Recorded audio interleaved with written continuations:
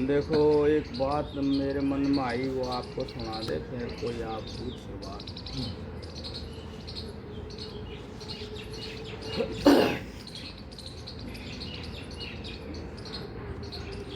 एक धर्म होता है,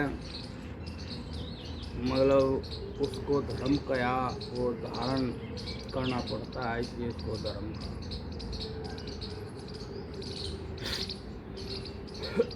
कुछ जीने के लिए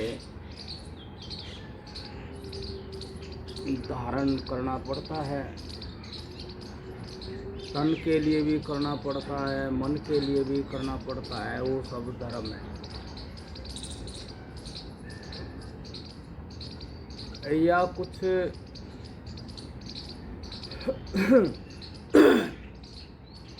पहले ही हमारे से पहले जो हम जन्मे, हमारे से पहले ही यहाँ कोई चरित्र है, कोई सच है, उसको धारण करना पड़ता है, उसको सदाचरण कहते हैं। धर्म को धारण करो तो धर्माचरण कहते हैं। जय जय नारायण जय। तो ये जो सदाचरण या धर्माचरण का जो व्यवहार है, ये बिल्कुल ऐसे है जैसे आप कार्य करते हैं तो आप कार्य करते दिखते हैं, उसमें साफ सफा रूप रस गंध ये सब चीज़ होती हैं, आवाज़ भी होती, मतलब कह दिया शब्द सफा रूप रस गंध। जब आपको कोई देखे हैं तो आपको इस रूप में देखे हो, आप में शब्द हैं, स्पर्श हैं, रूप हैं, रस है, गंध है। जय हो जय जय जय। आपका एक पक्ष ऐसा भी है जो बिल्कुल है, दृश्य है, और जिसमें सब सपा रूप रस गंध है नहीं, आवाज ही नहीं है। आपका एक पक्ष ये भी है जो सद आचरण है, जिससे आचरण हो जाए, जिससे आचरण हो रहा, वो जो वस्तु है वो बिल्कुल शांत है, मौन है। ऐसे ही जो धर्म है धारण किया है, उसमें कोई आवाज नहीं, वो आपने मन से ज्ञान से धारण किया तो उसमें भी कोई आवाज नहीं। बाहर जो आप हैं, अर्थात क्रिया कहो, जो क्रिया स्वरूप ये शरीर है, इसमें सब कुछ है, और जो जितना प्रकट होता है उससे 1000 गुना अप्रकट सत्य होता है। ये समझो कि जो ये शरीर है, इससे 1000 गुना जो सच है वो मन है, और मन से भी 1000 गुना जो सच है वो बुद्धि है, और उससे भी जो 1000 गुना सच है वो आपका आत्मा है। और जिसमें जितना अंतर हो जाता है तो वो उससे उतना ही विलक्षण भी हो जाता है।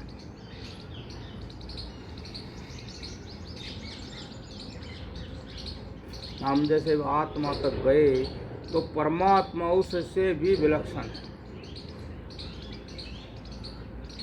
जैसे विषय हैं, उनसे विलक्षण इंद्रियां हैं, शरीर है और इनसे विलक्षण मन है, अंतःकरण है। वो अंतःकरण है, वो मतलब ज्ञान और अज्ञान, जड़ और चेतन का एक मिक्सचर स्वरूप है। एक ऐसी स्थान है जहाँ दोनों पर अंधेरा और प्रकाश मिलते हैं। उससे परे जो बुद्धि है उसमें अंधकार का नाम मात्र होता है,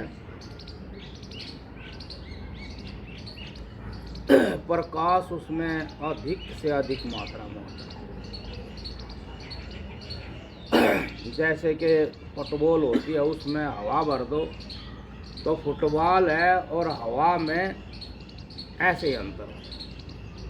हवा फुटबॉल से इतनी विलक्षण, जो फुटबॉल में मटेरियल है वो जो हवा भरी है उसमें नाम ही मात्र है। और उस बुद्धि से भी परे जो चेतना है, जो समझ है, जो आत्मा है, उस ऊर्जा का जो नाम दिया वो उससे भी विलक्षण, और उससे भी विलक्षण सदा अखंड अटल अचल सर्वत्र सर्वव्यापक सर्वशक्तिमान वो ऊर्जा है, चेतना है, जिसको परमात्मा कहते हैं। मतलब जो पहले ही सारे जगत में सर्वव्यापक रूप से विद्यमान है, जो पहले ही है ऐसी और हमेशा ऐसी रहेगी, जो इस समस्त विश्व में ऐसे व्यापक है जैसे तिलों में तेल है, सरसों के दाने में तेल। तो इसमें विशेष बात ये थी कि भाई जो धर्म आचरण करता है, जो सद आचरण करता है, ईमानदारी से धारण करके करता है, तो इस सद आचरण को करता करता करता करता वो ऐसी जगह पहुंच जाता है, उससे आगे कुछ नहीं, वो सारे विश्व का निचोड़ है, सार है। वहाँ जाकर के व्यक्ति या वो जो वस्तु उसको केवल मौन ही प्रिय है, अर्थात वो व्यक्ति इसलिए मौन हो जाता है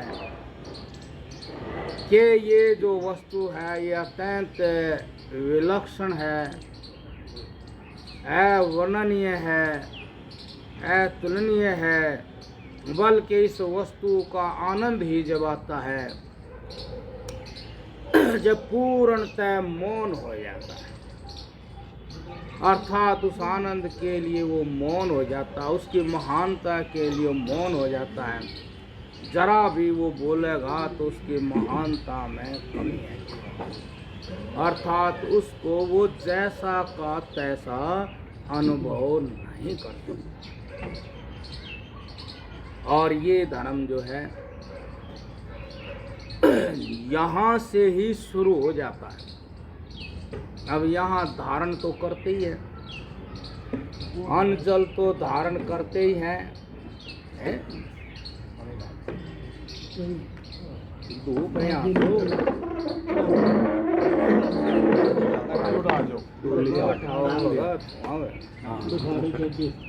पूरा आ जाओ, शेडे रख दो। नारायण जी, नारायण जाओ, बहुत हिम्मत कर रहे हो।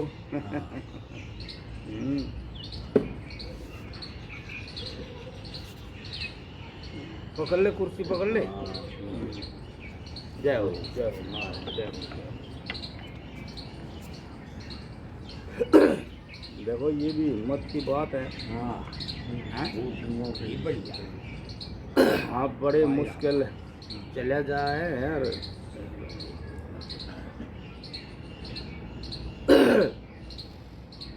तो मैं ये कह रहा था, जो बीज होता है उस बीज में जो चेतना है उसमें ना शब्द है, ना स्पर्श है, ना रूप है, ना रस है, ना गंध है। बीज में जो चेतना है, आपने देखा होगा कि बीज में वो कुछ मिले हुए नहीं होते। बीज दोनों पार्ट बीज के पूर्णतः नु सपाट मिले हुए नहीं होते। आप देख कोई भी बीज फोड़ के देखना, वो थोड़ा सा अंदर से आकाश रहता है, खाली। ऐसे उस बीज में जो चेतना है वो पूर्णतः शांत है और बीज भी शांत है। और जैसे उसमें अंकुर होता है तो उसी में सब सफल रूप रस गंध आने सर हो जाते हैं। तो जो सत्य है वो हमेशा शांत है। इसीलिए इस सारे विश्व की जो आत्मा है उसको महादेव, उसको शिव कह दिया। शिव शांत ज्ञान के साथ है, पर वो ज्ञान ही शांत है। ज्ञान में कभी भी उपद्रव नहीं है, ज्ञान में कोई हल्ला गुल्ला नहीं है। ज्ञान है जब भी वो शांत है। जहाँ ज्ञान नहीं तो वहाँ शांति है। उस ज्ञान के कारण ही वो शिव है। ज्ञान के साथ साथ शांत है, शांत भी है लेकिन ज्ञान के साथ साथ। अब मान लिया आपने शून्य बना दिया और शून्य है, लेकिन वो शून्य होगा, लेकिन ज्ञान जो है वो ज्ञान से शून्य नहीं है।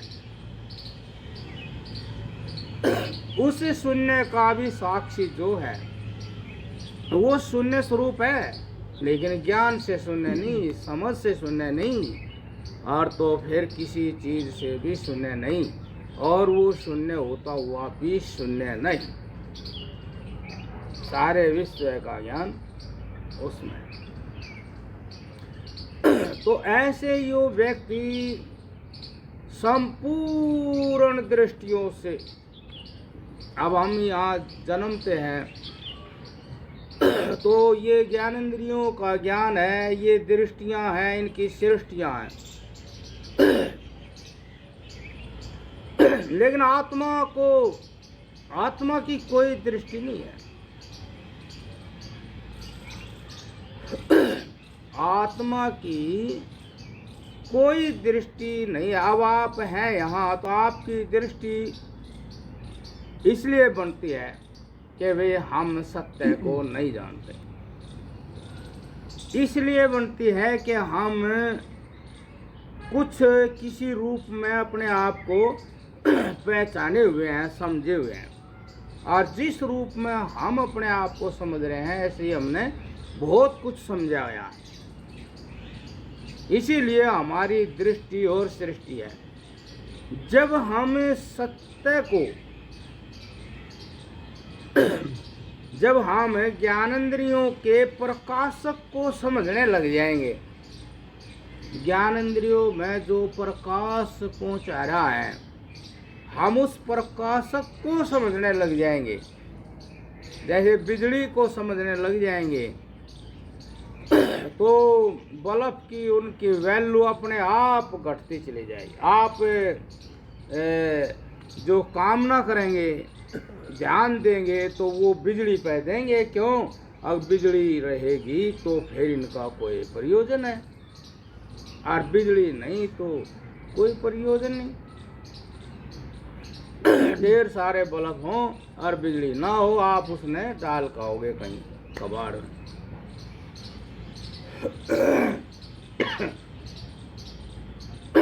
तो इस तरह जैसे किसी व्यक्ति को ये ज्ञान हो गया कि इस जीवन पे जाता हुआ तू वहां पहुंच जाएगा जहां बहुत सारे दुख न चाहते हुए भुगतने पड़ते हैं, और सुख की दृष्टि से जाएगा लेकिन वहां सुख है नहीं। तो मेरा कल का दिन कैसा होना चाहिए? सुख में होना चाहिए।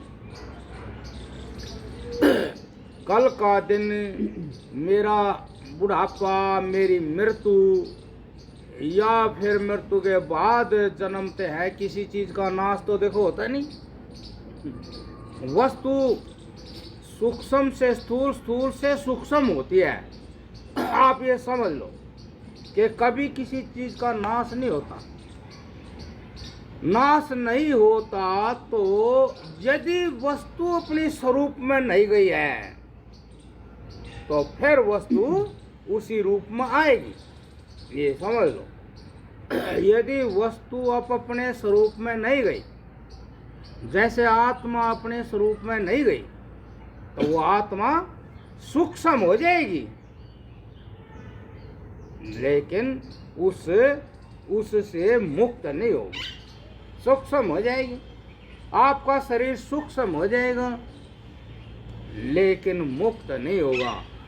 तो यदि मुक्त नहीं हुए, स्वरूप में नहीं गए, आप अपने में, आप अपने स्वरूप में लय नहीं हुए, तो फिर आप का कल जो है वो फिर दुर्गति का निश्चित है। मृत्यु के बाद भी वे दोबारा दोहराने पड़ेंगे सारे काम, जिनको हम आज ये कह रहे भाई यो तो मैंने बंद कर दिया, यो तो मैंने बंद कर दिया, यो तो बस छोड़ना है, छोड़ने को इच्छा हो रही, इसको तो छोड़ो। लेकिन पूर्णतः जो है मुक्त नहीं हुए, पूर्णतः सारी दृष्टि मिथ्या नहीं हुई, पूर्णतः अहम नष्ट नहीं हुआ, तो ये फिर दोहराना पड़ेगा। फिर जन्मेंगे। अब जन्मेंगे अपने आप से तो कोई जन्मता नहीं, ये भी बात है। जय हो, जय हो, जय हो, जय हो भगवती, जय हो नारायण, जय हो, जय हो, जय हो, जय हो, जय हो, जय हो, जय हो, जय हो नारायण, जय हो। ऐसे जैसे आप ही देखो, कितने लोग कहते हैं कि जी ध्यान करते हैं तो मन लगता ही नहीं। अब बताओ, होगी ना वही बात कि कोई भी प्राणी अपने आप अपने मन से मतलब जैसा चाहे ऐसा नहीं जन्मता। ये समझ ले, जब यही देखा जा रहा है, मैं तो चाह रहा बैठूं 10 मिनट बैठूं आराम से, थोड़ा इसमें मन लगा लूं, जो भगवान का नाम है इसमें मन लगा लूं, थोड़ा भाई शरीर न काबू करके बैठ जाऊं, लेकिन नहीं, शरीर में खाज होने लग जाएगी, शरीर में कहीं दर्द होने लग जाएगा, और वो मानता ही नहीं, और फिर उसके चलाए से आप चलोगे, वहाँ आप करने वाले बनोगे। ऐसे मन को कहा भाई शरीर में यहाँ स्थिर हो जाओ, ये कहा गया आप श्वास को देख भाई मन तू, और कहीं ना जा। यो श्वास जो अपने आप चल रहा, मैं तो नहीं चला रहा, तो यो जो चल रहा मन तू जैसे और कामों को कर, आज यो काम करो कि भाई श्वास को ही देख तू, श्वास आ रहा है जा रहा है, और तक कुछ एक क्षण को हो या एक सेकंड लग भी अगले सेकंड अगले फिर चले जाएगा। तो ऐसे मतलब हम इन संसार की दृष्टियों के सृष्टियों के इतने पराधीन है कि वो पराधीन अवस्था कहाँ तक है पता नहीं। उस लेवल पे मनुष्य शरीर निश्चित किया गया है कि नहीं किया गया, बात तो ये भी है ना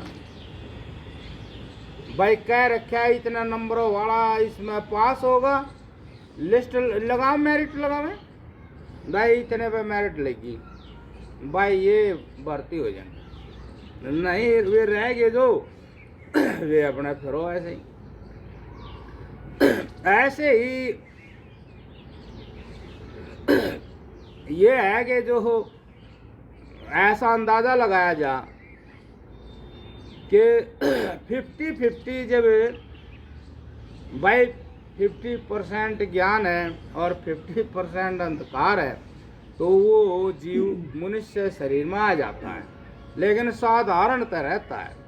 यदि उसका संग गलत चीजों से हो जाए तो फिर वो 50 नहीं रहेगा, फिर वो अंधकार बढ़ जाएगा। हमने मतलब कहने का कि धर्म की भावना, धर्म आचरण की भावना और अपने आप पर इतना भरोसा करना, अब नहीं देखो भाई मैंने इस चीज को काबू कर लिया है, भरोसा करना, तो आप 60-65% हो गए। तो आप मनुष्य शरीर में आएंगे तो आप वहीं से आपकी जो झोंक है ना, जो झुकाव है, वो अच्छे कर्मों में रहेगा, मतलब धर्म के कर्मों में रहेगा, सदाचरण में रहेगा। तो ये बात होगी कि आप कोई एक लाइन लेकर पैदा हुए हैं और वो, तो ये इसमें इस बात में गारंटी ये होती है कि आपके अंदर होना चाहिए कि देखो भाई मैं खाने की चीज है वो कंट्रोल से खाता हूँ, भाई यह चीज जो है नुकसान वाली है तो मैं खाने का नहीं, और यदि लालच से खाएगी तो फिर 50 तो ऊपर नहीं है, भाई देखा रहा खा ले, बढ़िया है, स्वादिष्ट है, खा ले, चाहे कोई भी हो, पीने की हो, खाने की हो, ऐसे ही देखने सुनने की हो, मतलब कहने का आपके अंदर कुछ त्याग अवश्य होना चाहिए, काबू होना चाहिए कोई। अब भाई क्या अगर सुबह से कुछ मिला ही नहीं, भूख ज्यादा लग रही थी तो आज फिर मनइयो खा लिया, तो इसमें आप ज्ञानी है, आपने काबू कर रखा है, आपने आपत्ति में खाया है, आप समझ रहे हैं, अब ये तो आपत्ति है। क्या करूं भाई, यहाँ बहुत बुरा फंसा तो थोड़ी सी झूठ बोलनी पड़ेगी, बत्ती नुकसान ना हो इसलिए झूठ बोलनी पड़ेगी, सच बोल देते तो नुकसान बत्ती। यहाँ भी आप समझदारी से काम कर रहे हैं, तो आपके साथ यदि समझदारी है तो आप आत्मा वाले हैं, और आपके अंदर लोभ है तो फिर आत्मा वाले नहीं, फिर वस्तु वाले हैं, जो संसार की वस्तु है, फिर तो आपकी आत्मा उसके अधीन है।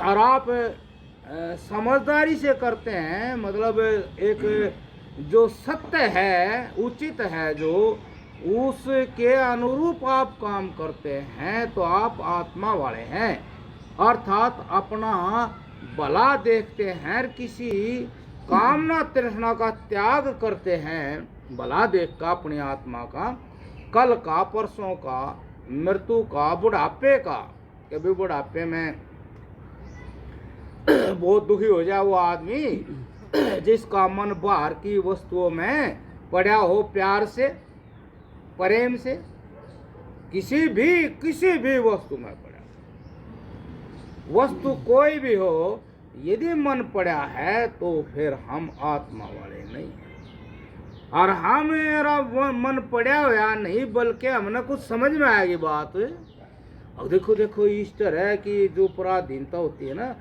ये जन्माती है और आदमी को विचलित भी करती है, उन वस्तुओं के अधीन करती है और बुद्धि को हर लेती है, मतलब ज्ञान को हर लेती है, भले बुरे की पहचान हमारे अंदर नहीं होती।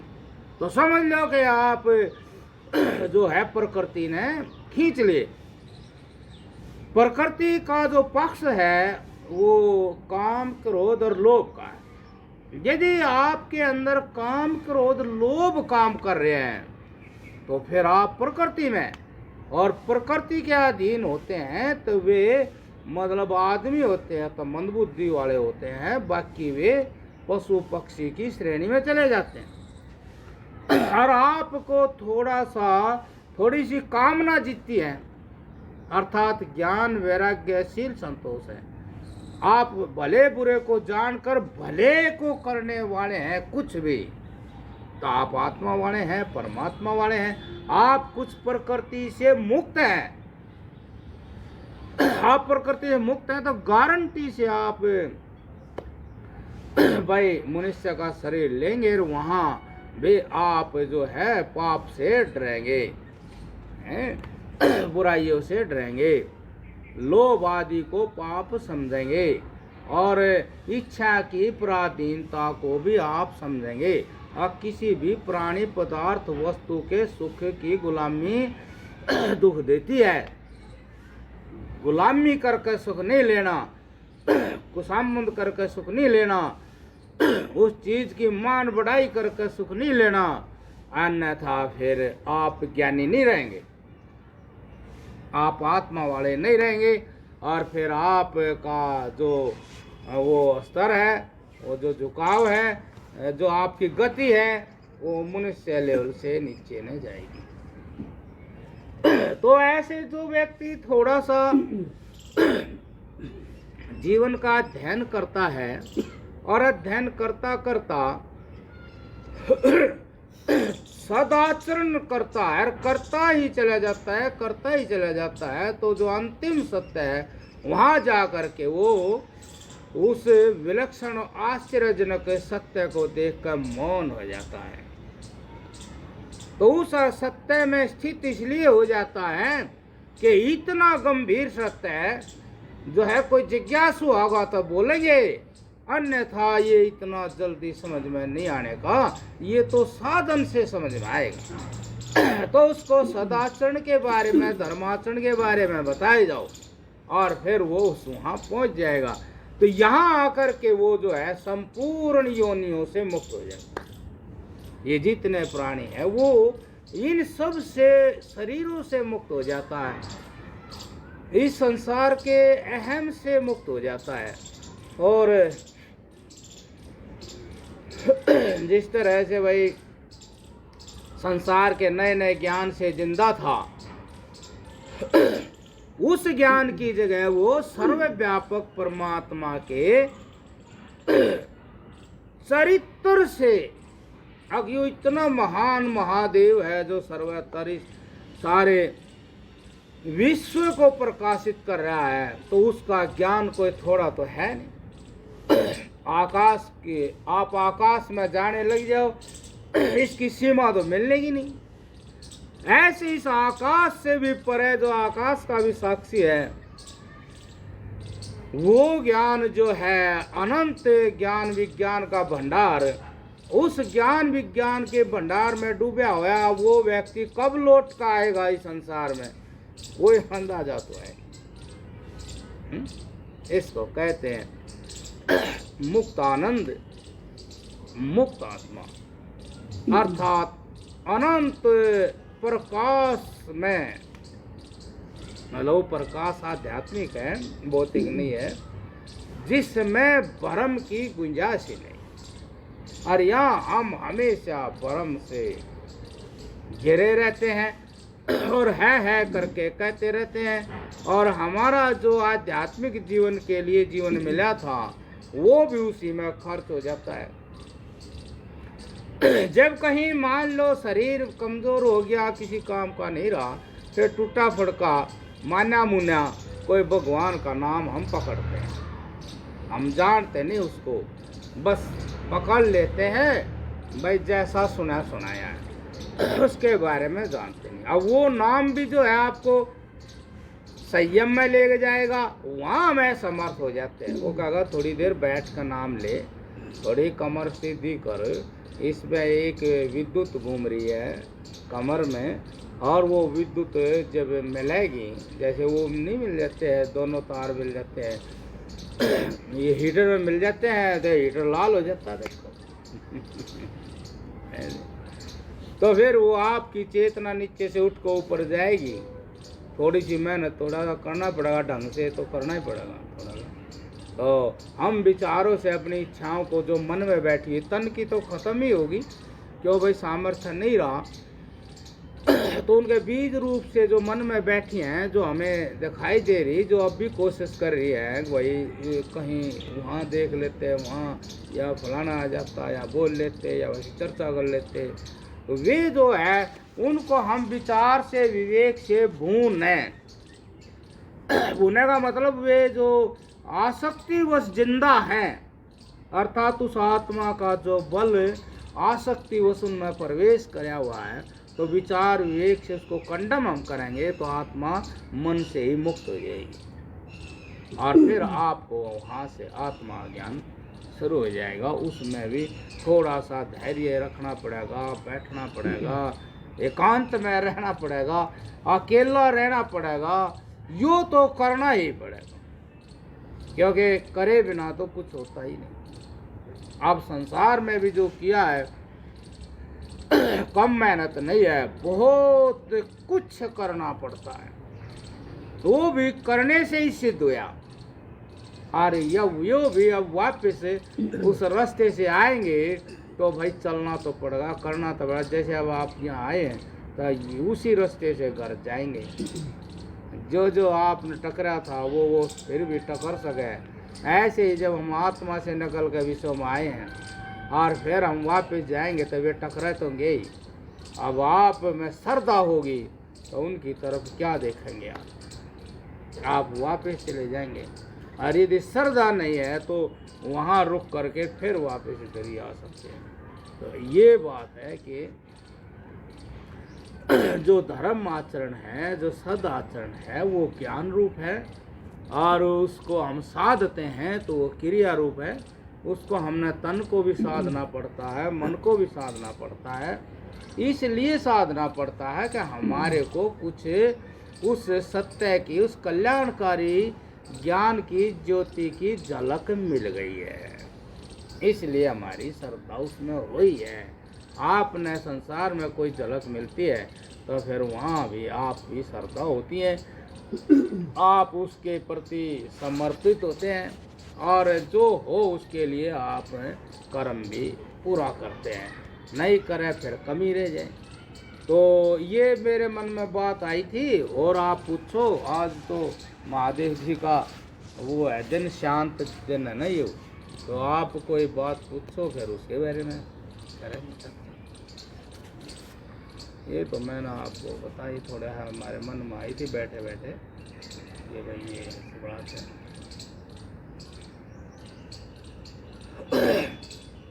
देखो मतलब अब कोई भी हथियार भी बनाना पड़े है, वो भी कूट पीटना पड़े है।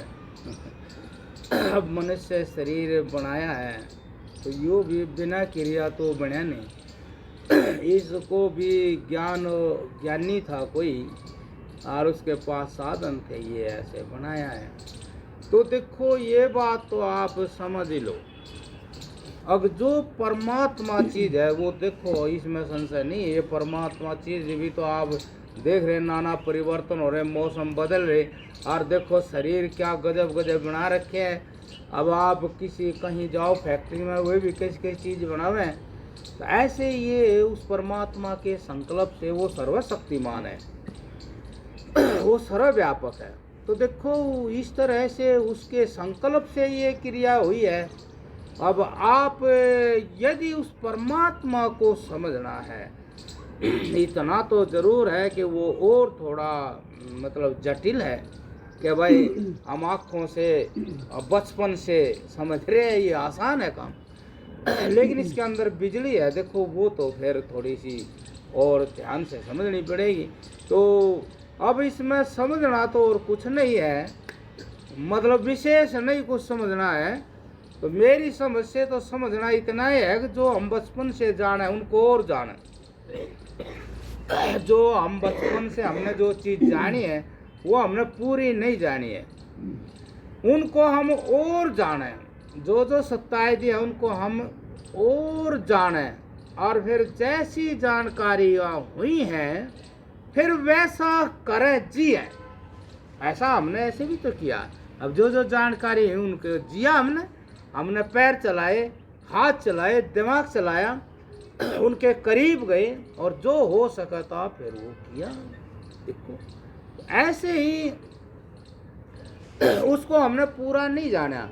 जैसे बल्ब को जान लिया तो पूरा नहीं जाना भाई, बल्ब के पीछे कोई कारण है जो प्रकाश दे रहा, कोई कारण है। तो बिजली को जानना, ऐसे ही नाना प्रकार से एक पिंड है ये, और ये पता नहीं क्या क्या सोच करके चल देता है। वो कौन सा करंट इसमें है जो इसको चला रहा है, ये भी तो जानने की चीज़ है। हमने वो तो जान ली भाई ये चीज़ है, फलानी वस्तु है, ऐसी ऐसी है, लेकिन इसको सक्रिय कौन कर रहा है उसको तो जानना पड़ेगा। अब उसको जानने के लिए हम ऐसा कुछ करते हैं कि भी विचार से, विवेक से, जहाँ हमारा मन चिपका हुआ है उस वस्तु को अच्छी प्रकार से जांचा परखा। अब वास्तव में 100% कल्याण इसमें नहीं है हमारा, बल्कि ये वस्तु यहीं रहेगी और ये सुख यहीं रहेंगे, लेकिन हमारे सामर्थ्य घट जाएंगे। तो फिर ये मन तो रोज ही चाहता है और सामर्थ्य वस्तुओं का घटता जा रहा, तो फिर जब घट जाएगा तो फिर क्या हाल होगा, फिर मैं इनसे भूखा रहूँगा, भूख तड़पाएगी। तो इसलिए इसको ऐसे सत्यों को जान करके हमने अपने ज्ञान को, अपने मन को इस काया में कहीं लगाने का अभ्यास करना चाहिए। आप एक प्राकृतिक क्रिया है जिसको वह चेतना ही चला रही, श्वास में भी लगा सकते हैं। मतलब लगाने का मतलब है कि आप अपने मन को रोको, विचार कर कर रोको तो रोकने से वह क्या चीज है अपना परिचय देगी, आपके अंदर वो परिचय प्रकट होगा। आप ऐसा नहीं करोगे तो वो तो न भाई, वो नाम भी दिए हैं कि भाई ओम नमः शिवाय, ऐसा मंत्र भी है ओम नमः शिवाय। ओम भगवान का, उस परमात्मा को, उस ऊर्जा का प्रमुख नाम है। प्रमुख नाम इसलिए है कि इसमें 3 मात्राओं से यो बना है। जब हम बोल रहे हैं तो उच्चारण 3 ध्वनि आती है इसमें। हम जो बोलेंगे, शुरू करेंगे ओम, तो ऐसे की ध्वनि निकलेगी, फिर वो ऊ की बनाएगी, फिर मैं की बनाएगी। सूक्ष्म रूप से उसमें जो शुरुआत हो ऐसे होती है, ओम ऐसे बोल। तो वे कहते हैं जो ये है की ध्वनि होती है ना, या तो इसके लिए है जो सारा विश्व प्रकट है, जागृत है। जागृत है जो यो तो उसके लिए है कि शुरुआत जैसे होया तो जाग गया। तो जागृत विश्व के लिए या ध्वनि है, या ध्वनि इस जागृत में जितना संसार फैला है या ध्वनि उसको पूरे को घेर लेती है। जो इसमें है वो ए में है, आकार, मतलब आकार इसको कह देते हैं कि भाई इसका क्या स्वरूप है, आकार। और फिर जो है उकार हो जाती है, फिर मकार हो जाती है। तो वे कहते हैं आकार में सारा विश्व आ गया और उकार में सारा जो है हमारी कल्पना और स्वप्न जगत आ गया, और मकार में हमारी सारा ज्ञान और निद्रा है। अब इसका छोटा सा अर्थ ये है कि भाई जो व्यक्ति जागृत में और स्वप्न में और सुसुप्ति में और ऐसे ही बचपने में और जवानी में और बुढ़ापे में, इन तीनों ही अवस्थाओं में एक ही पुरुष को, एक ही चेतना को, एक ही समझ को विचार के द्वारा, एकाग्रता के द्वारा जानता है, वो ओम के अर्थ को जानता है, वो आत्मा को जानता है। ये तो देखो सीधी सी बात है।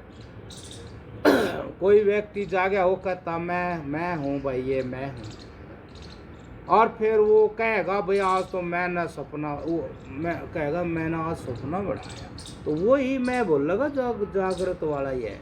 और कहेगा आज बड़ी गाढ़ निंद्रा आई, बहुत ही गाढ़ निंद्रा आई मैंने। बताइए, मतलब तीनों अवस्थाएं भिन्न भिन्न हैं, बिल्कुल एक दूसरे के विपरीत हैं। जागृत अवस्था के पूर्णतः 100% विपरीत है निद्रावस्था, और इस जागृत के अनिद्रा के पूर्णतः 100% विपरीत है स्वप्न अवस्था। उसमें देख लो, सपने में सारी चीज होती है और कुछ भी नहीं होता। इन अवस्थाओं में एक अखंड जो वस्तु है समान, जिस पर इन अवस्थाओं का कुछ भी फर्क नहीं पड़ा, जो उसको जानता है वो इस ओम के नाम के अर्थ को अच्छी तरह जानता है, वही आत्मा को जानता है। ये परमात्मा का प्रमुख नाम है, क्योंकि संपूर्ण परमात्मा का स्वरूप इस ओम के नाम में आ जाता है, रत्ती भर भी नहीं बचता है। अब किसी को ये दे दिया कि भाई आप इसका जाप करो, आपको परमात्मा का ज्ञान हो जाएगा, शांति का ज्ञान हो जाएगा, आप दुखों से मुक्त हो जाओगे, आपकी जो इच्छा वो प्राप्त हो जाएगी। नमः शिवाय। अब यहाँ भी यही है, इसका अर्थ करना पड़ेगा कि भाई जो काम से रहित है वो ज्ञान, वो समझ जो हमारे से भिन्न नहीं है, पर हमारे में कामना दिखाई दे, उसमें कामना नहीं है। हम उस शिव का ध्यान करते हैं, उस शिव शब्द के अर्थ का ध्यान करते हैं, विचार करते हैं कि भाई वो ऐसा है जिसमें कामना नहीं है, वो ज्ञान ऐसा है। तो मेरे ज्ञान में भी कामना नहीं होनी चाहिए, मैं उसके समर्पित होना चाहता हूँ, मैं उसके रंग में रंगना चाहता हूँ। ओम नमः शिवाय। ये है कि भाई कामना है तो उस कामना के दोष को समझ करके कामना का त्याग कर देना चाहिए जब हम ओम नमः शिवाय के अर्थ का दर्शन करेंगे। अब ओम नमः शिवाय जब हम जाप करें तो इतना विचार हमने साथ रखना चाहिए। ओम उस परमात्मा का प्रमुख नाम है जो ऐसे भाई हम उस परमात्मा जो गौण रूप से वो ऐसे तो पहचाना नहीं जा रहा, लेकिन यहाँ पहचाना जा रहा है कि मैं शिव नहीं हूँ, क्योंकि मेरे अंदर कामना है। उस शिव को पहचानने के लिए मैंने ये कामना खत्म करनी पड़ेगी। तो भगवान को हम पहचानते भी हैं और हम भगवान के करीब नहीं, हम अपने आप को ही पहचानते हैं। और भगवान जब हमारी कामना निकल जाएगी, हम इसलिए भगवान के नाम का स्मरण कर रहे, अब उसका ध्यान आए कि शिव में कामना नहीं है। हमारे कामना तो विचार करके इस कामना का नाश कर दे, बस फिर हम उस ओम नमः शिव का जो अर्थ है वो प्रकट हो जाएगा। जो प्रकट होगा तो हमें शांति मिलेगी, खाली जाप से तो मिलने की नहीं है, क्योंकि यहाँ भी नहीं मिलती। रोटी रोटी करे जाओ, पेट भरता नहीं। यहाँ भी कुछ करना पड़े, तो वहाँ भी हमने उसके अर्थ का विचार करके वैसा जीना पड़ेगा। तो फिर भगवान शिव व महादेव जी हमारे ज्ञान के रूप में प्रकट हो जाएंगे, तो हमें फिर सब प्रकार से मुक्ति मिल जाएगी, हम निर्भय हो जाएंगे। क्योंकि वो ज्ञान अविनाशी, वो निर्भय बैठा हुआ है, उसको तो कोई खतरा ही नहीं, उसका स्वरूप ही अविनाशी है। तो हो गया, टाइम भी हो गया है, और कोई पूछने की बात होती है? बस यही है, दोबारा वही करना ही पड़ेगा। जब करके ही ऐसा होया तो यो भी करना ही पड़ेगा। आप लोगों ने भी साधु बनना पड़ेगा। मतलब आज नहीं तो कल परसों या अगले जन्म में। इस संसार का जो अंतिम स्वरूप है, इस संसार का अंतिम परिणाम है, नतीजा है, निचोड़ है, वो साधु है। आप बचोगे तो गलती करोगे, आप जो है साधु से दूर न जाना, जल्दी फिर इस सारे विश्व का ज्ञान हो जाएगा। तो यो सारा विश्व जो रचा गया है, ये साधु बनने के लिए रचा गया। ये जो इतनी विलक्षण रचना है और ये इतना महान ज्ञान है, तो इसका सारे का मतलब है कि सन्यासी साधु बनना, मतलब त्याग करना। त्याग करेंगे तो ही आत्मा की प्राप्ति होगी। तो इसका त्याग आपने अवश्य ही करना पड़ेगा। आप हमेशा जीवन में त्याग करते रहे हैं, आपने बचपना त्यागा है, उस त्याग का दुख भी आपने सहन किया है। आपने खूबसूरत नौजवानी भी त्यागी है, बहुत से बल का त्याग किया, बहुत सुखों का त्याग किया, और उसके दर्द को भी आपने सहन किया। और फिर आपने एक दिन इस शरीर का 100% त्याग करना पड़ेगा। और उसको भी आप सहन करेंगे। तो यो करना पड़ेगा, यो निश्चय पक्का कर लो, तो फिर आप 60% साधु बन गए। है ना? ये ठीक है। जय